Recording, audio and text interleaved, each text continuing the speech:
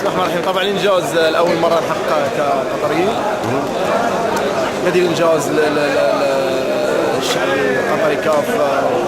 طبعا القائد الاول الامير، اعتقد انه الكاس خير دليل على التعب اللي تعبنا والشغل اللي اشتغلناه. انجاز اول انجاز في تاريخ كرة اليد القطريه.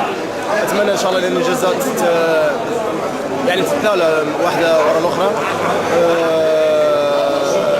نقول مبروك.